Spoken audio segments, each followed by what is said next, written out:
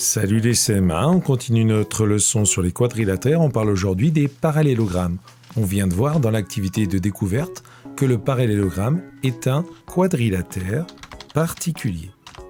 C'est un quadrilatère, il a toutes les propriétés du quadrilatère, c'est-à-dire qu'il a 4 côtés, 4 sommets et des diagonales. On a remarqué que ses côtés opposés sont parallèles et que ses côtés opposés ont la même longueur.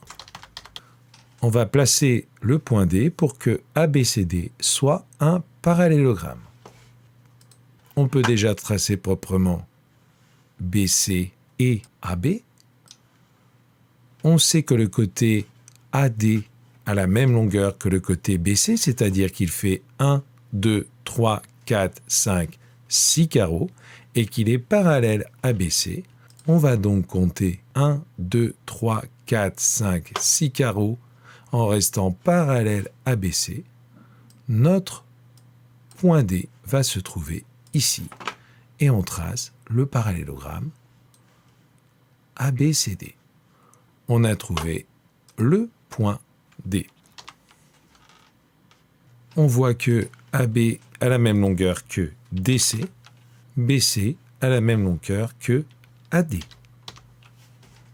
On va tracer les diagonales du quadrilatère et on va les observer.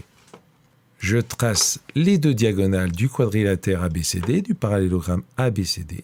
En voilà une. En voilà deux. Et on observe que cette longueur-là est la même que celle-ci. C'est-à-dire que ces deux segments ont la même longueur et que ces deux segments, tu vois, ont la même longueur également. On va nommer l'endroit où se croisent les diagonales O. Et les diagonales, elles se coupent en leur milieu. O, c'est le milieu de BD. O, c'est le milieu de AC. Dans un parallélogramme, les diagonales se coupent en leur milieu.